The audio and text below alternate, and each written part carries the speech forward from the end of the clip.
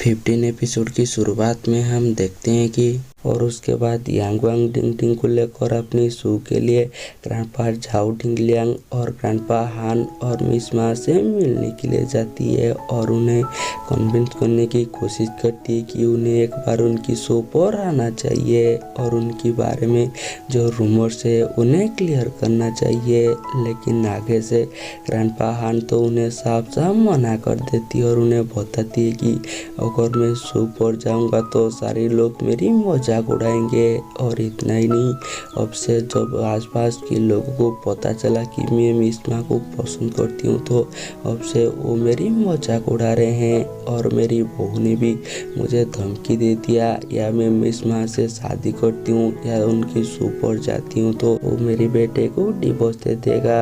और grandpa Zhao डिंगलियांग का भी बिल्कुल यही मानना है। अगर वो दोनों टीवी स्टेशन पर और उनकी शो पर जाते हैं तो लोग उनकी मजाक उड़ाएंगे। तो आगे से यांग वांग उन्हें कन्विंस करने की कोशिश करती है और उन्हें बताती है कि ऐसे भी तो लोग आपका मजाक उड़ा रहे हैं। अगर आप एक बार हिम्मत करते हैं और हमारी शो पर चलते हैं तो आपके ऊपर जितना इल्जाम है सब हट जाएगा और जो लोग शादी करने से डरते हैं उन्हें भी हिम्मत मिलेगा और आपकी वजह से आपकी दोस्त के ऊपर जो इल्जाम भी लगा हुआ है वो भी तो हट जाएगा। और इस बात पर ग्रैंडपा हान मान जाती है उनकी शो पर जाने के लिए। और दूसरी तरफ लिया वांग अपनी काम पर होती है तो उसके पास उनकी डायरेक्टर आती है और उन्हें बताती कि तुमने लो शो का केस इतनी अच्छी तरह से हैंडल किया है, इसलिए एक रिपोर्टर आया है तुम्हारी इंटरव्यू लेने के लिए।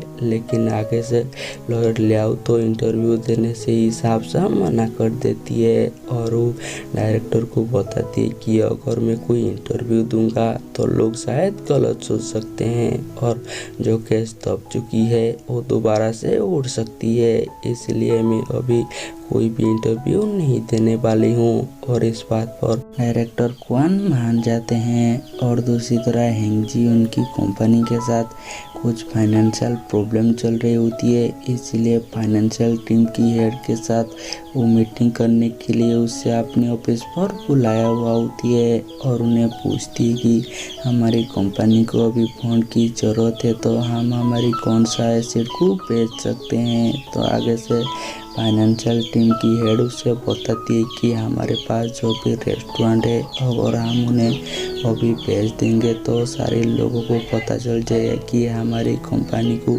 फंड की ज़रूरत है और उनकी प्राइस भी शायद नीचे गिर सकती है। लेकिन हमारे पास जो स्ट्रीट है अगर हम उन्हें बेच देंगे तो ज़्यादा कोई भी हमें फ़र्क नहीं पड़ेगा।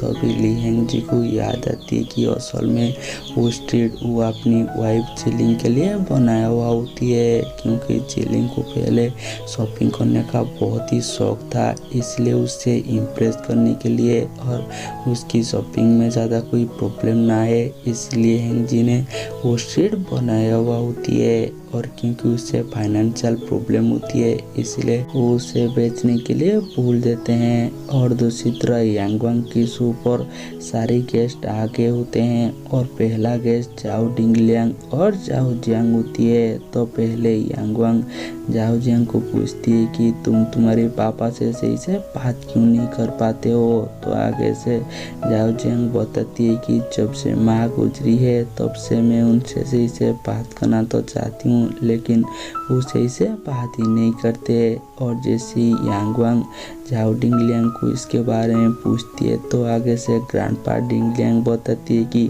मैं इसीलिए मेरे बेटे से सही से बात नहीं करती ताकि वो मुझे लेकर ज़्यादा परेशान ना हो।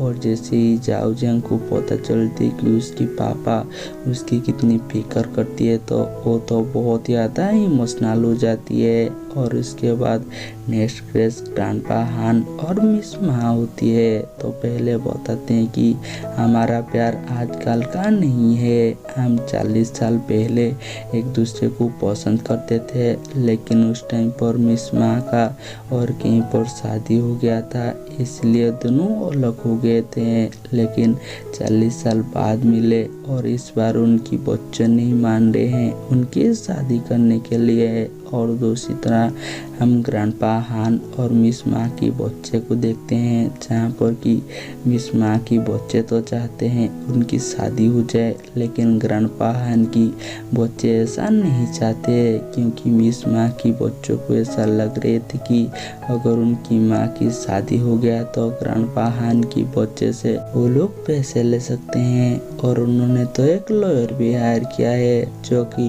और कोई नई लॉयर लिया हुआ है। और जैसे उसके बारे में उसे पता चलती है तो पहले तो वो तो उन दोनों के ऊपर ही बुरी तरह से भड़क जाती है। पहले वो मिस माँ की बच्चों से डांट कर उन्हें बोलती है कि बुढ़ापा में तुम तुम्हारी माँ की फ़ायदा उठाकर उनसे पैसा हटना चाहते हो। और उसके बाद वो ग्रैंडपा हान की बच्चों को सुनाती है कि 40 साल के बाद तुम्हारी पापा की पहली प्यार उन्हें मिल चुके हैं, जिससे कि तुम मिलने से उन्हें रोक रहे हो। और वो गुस्से से यहाँ से जा रही होती है तो आगे से उससे यांग वांग मिल जाती है। और क्योंकि यांग वांग ने उनकी सारी बातें सुन ली थी, इसलिए वो लॉयर लियाओ की तो यहाँ पर तारीफ भी करती है। लेकिन लॉयर लियाओ गुस्से में होती है, इसलिए वो गुस्से में यांग वांग को बोलती है कि तुम जल्दी उन्हें रिकॉर्ड कर लो, ताकि उनकी जो काला चिट्ठा है वो दुनिया के सामने आ सके। और वो